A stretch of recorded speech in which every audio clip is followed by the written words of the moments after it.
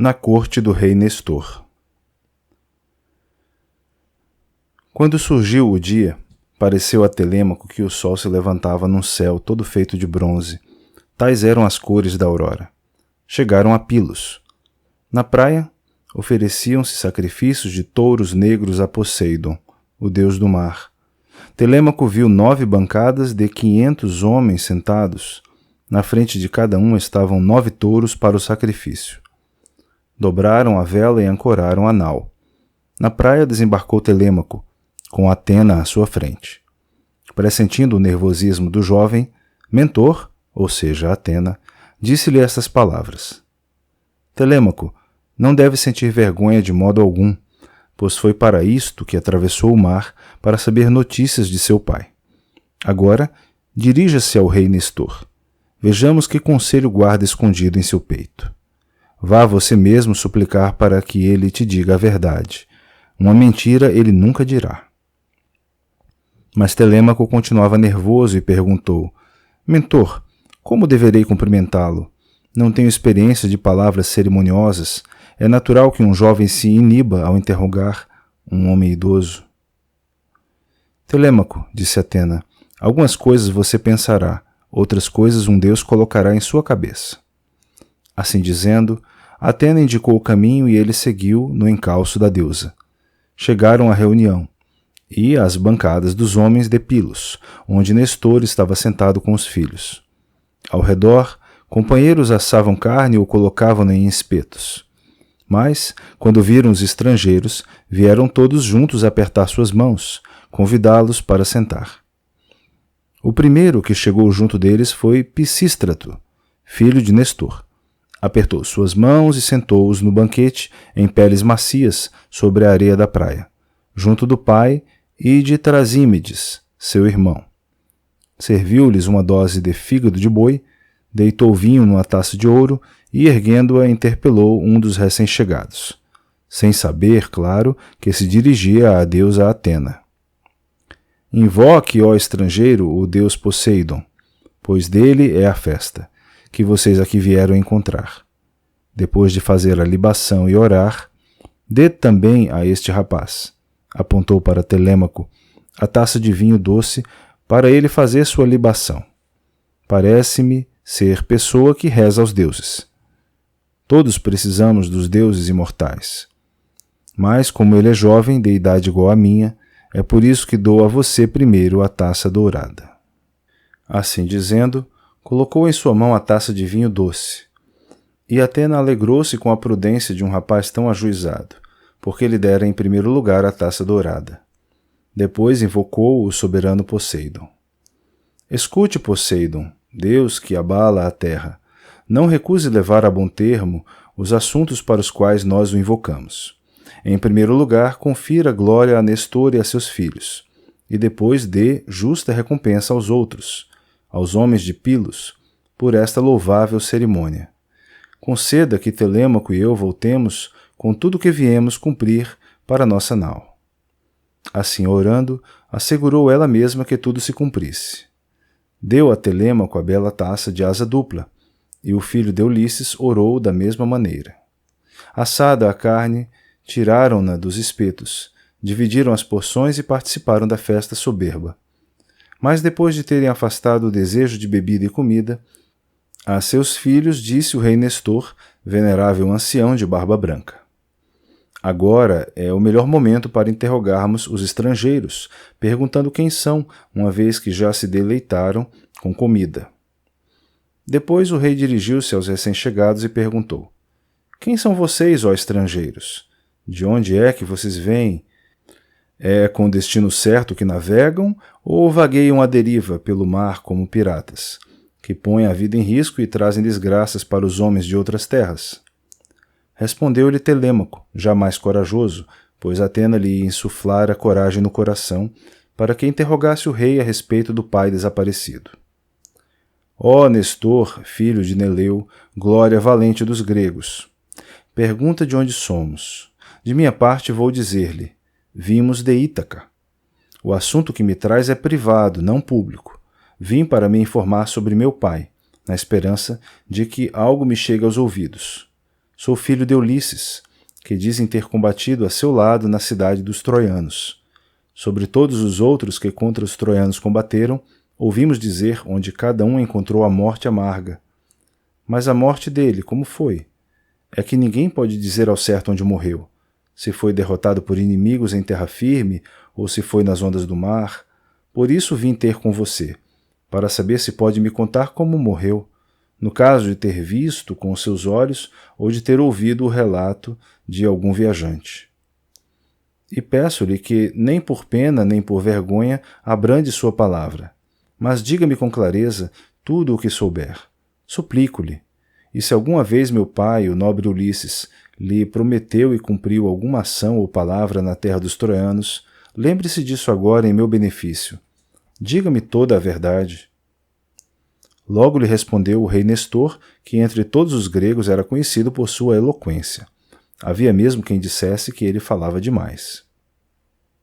Amigo, disse Nestor, recordou-me a dor que naquela terra sofremos, em torno da grande cidade de Príamo, rei de Troia, pois aí morreram os melhores entre nós.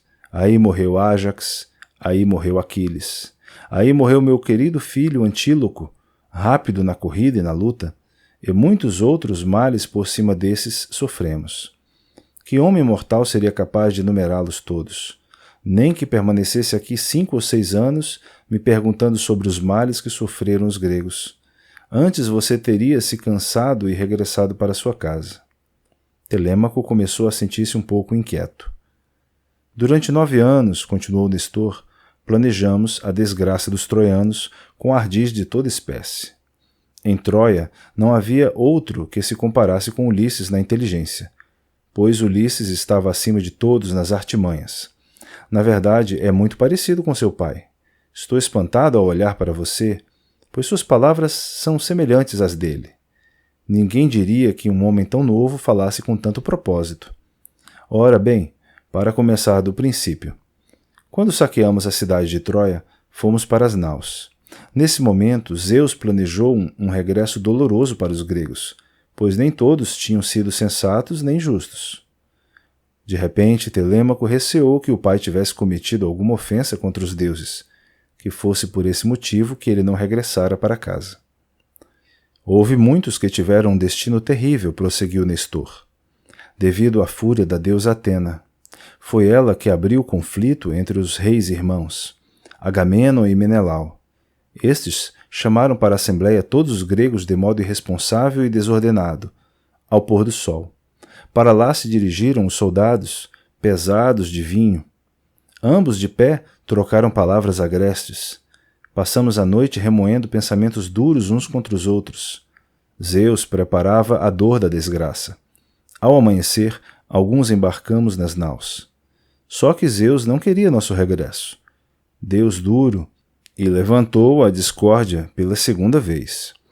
Mas alguns viraram suas naus e partiram com o rei Ulisses. Telêmaco, que já estava um pouco perdido com o discurso de Nestor, interessou-se de novo ao ouvir o nome do pai.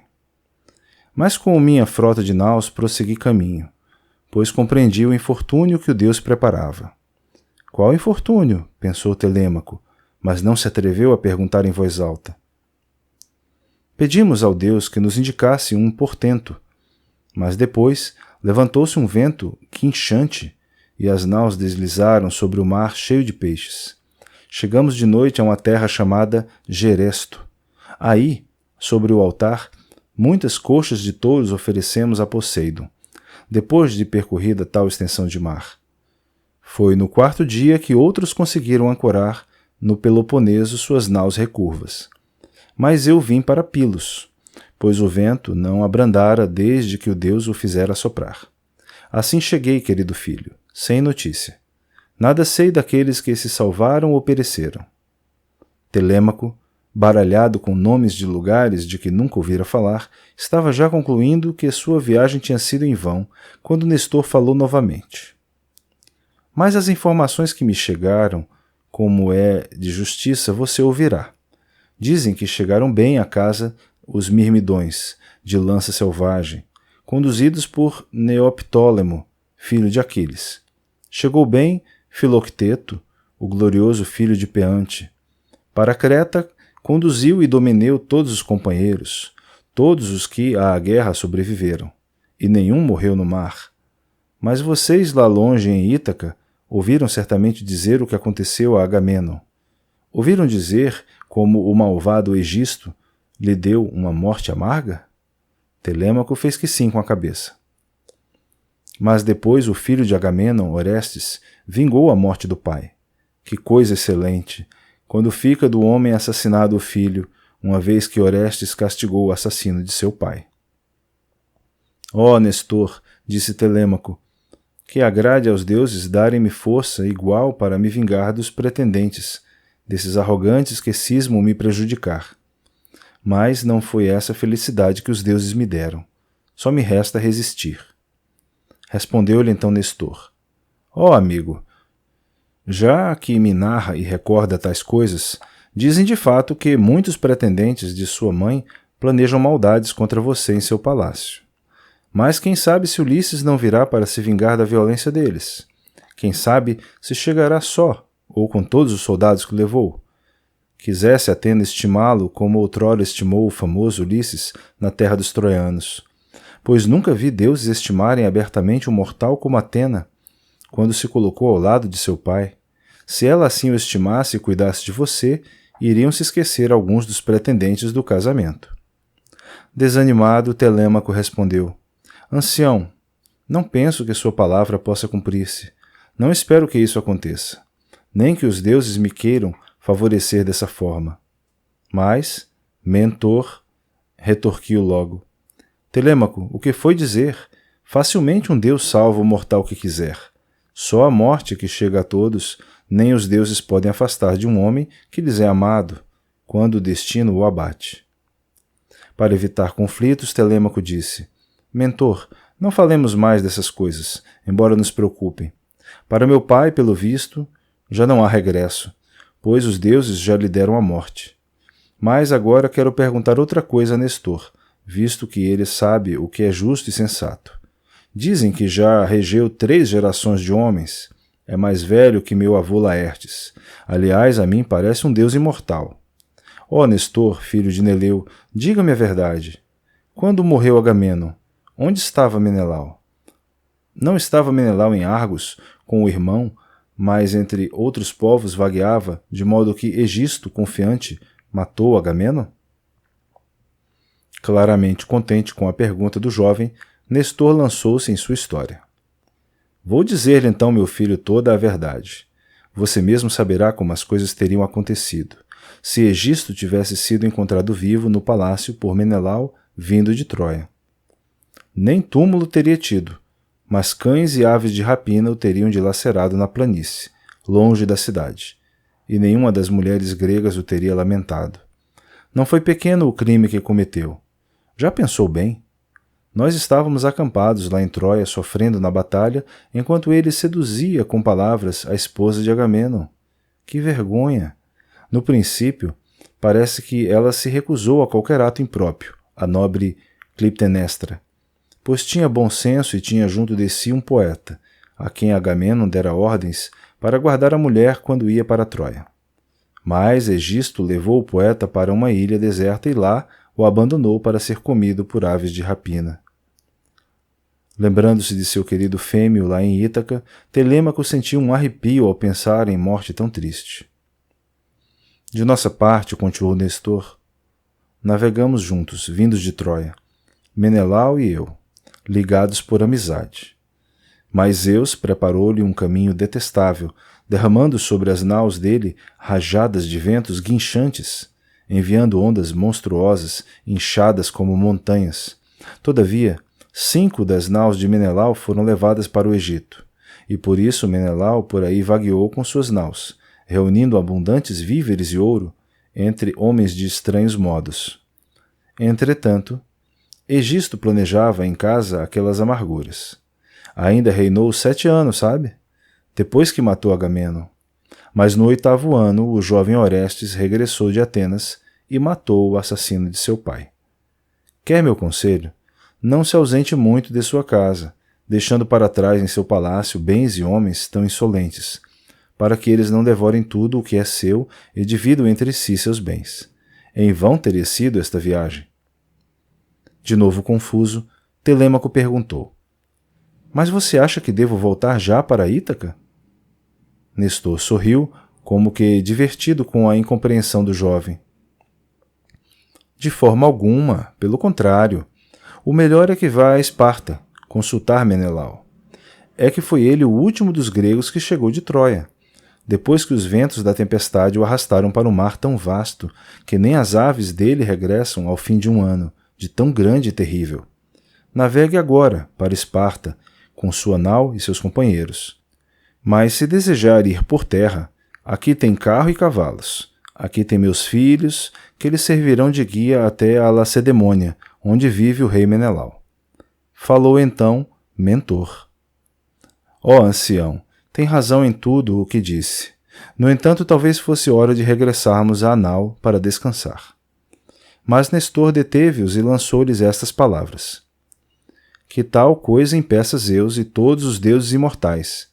Então vocês vão assim para sua nau, como se eu fosse um pobre sem roupa, a quem faltam em casa cobertores e mantas, para ele ou seus hóspedes dormirem com conforto? Em minha casa há cobertores e belas mantas. Não irá o filho de Ulisses deitar-se nas tábuas de uma nau enquanto eu viver, enquanto houver filhos meus em meu palácio, para dar hospitalidade a hóspedes a quem quer que aqui venha. Respondeu-lhe então Mentor, com um sorriso. Falou bem, estimado ancião, e fica bem a Telêmaco que faça como está dizendo, pois assim é melhor. Ele irá agora com você para o seu palácio. Mas de minha parte tenho mesmo de voltar para Nau para animar os companheiros e contar-lhes tudo. Pois, entre eles, sou o único de mais idade.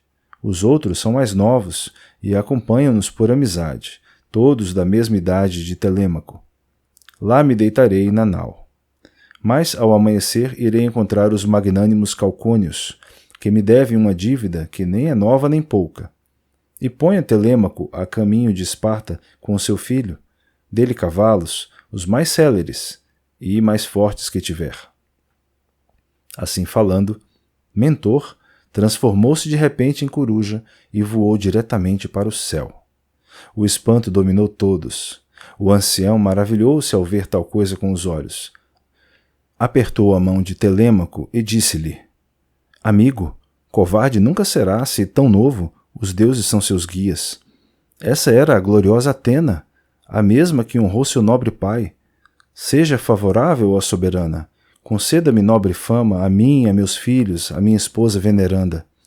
E para você sacrificarei uma vitela de ampla testa, que nunca nenhum homem pôs sob o jugo. Vou sacrificá-la com os chifres ornados de ouro. Em seguida, Nestor levou todos, os filhos e os genros, até o palácio. E quando chegaram ao palácio suntuoso do rei, sentaram-se enfileirados em cadeiras e tronos. Ao chegarem, misturou-lhes o ancião uma taça de vinho doce no 11º ano, que a governanta abrira, quebrando seu selo. Foi esse o vinho que o ancião misturou, invocando Atena com muitas libações. Vertidas as libações, beberam quanto lhes pedia o coração. Depois cada um dirigiu-se a seu quarto para descansar. Mas Nestor deitou Telêmaco ali mesmo numa cama sob o pórtico, e a seu lado, para lhe fazer companhia, Pisístrato, ele que de seus filhos era o único solteiro no palácio. O rei dormiu no aposento interior do alto palácio, e a seu lado a esposa Augusta, que lhe preparou a cama. Quando nasceu a aurora de róseos dedos, levantou-se da cama o rei Nestor e sentou-se nas lajes resplandecentes, as que se encontravam em suas altas portas, brancas, brilhantes de cera. Fora aí que se sentara Neleu, seu pai, igual aos deuses em conselhos, mas agora, dominado pelo destino, já partira para o Hades, o reino dos mortos. Aí se sentou Nestor de cetro na mão. A seu redor reuniam-se os filhos, vindos de seus quartos: Equefronte, Estrácio, Perseu e Areto, assim como o belo Trasímedes. Enquanto isso, a linda Policasta, a filha mais nova de Nestor, dava banho em Telêmaco. Depois que ela o banhou, o esfregou com azeite e o vestiu com bela capa e túnica, Ele saiu do banho igual aos imortais na beleza de seu corpo. Foi sentar-se junto de Nestor. Começou a refeição. Assada a carne, tiraram-na dos espetos e sentaram-se para comer. Serviram-nos homens excelentes, que verteram vinho em taças douradas. Mas depois de terem afastado o desejo de comida e de bebida, entre eles falou o rei Nestor. Meus filhos, atrelem ao carro cavalos de belas crinas para Telêmaco, para que prossiga seu caminho. Assim falou, e eles ouviram e obedeceram. Depressa, atrelaram ao carro os cavalos velozes. E a governanta colocou no carro pão, vinho e iguarias, das que comem os reis.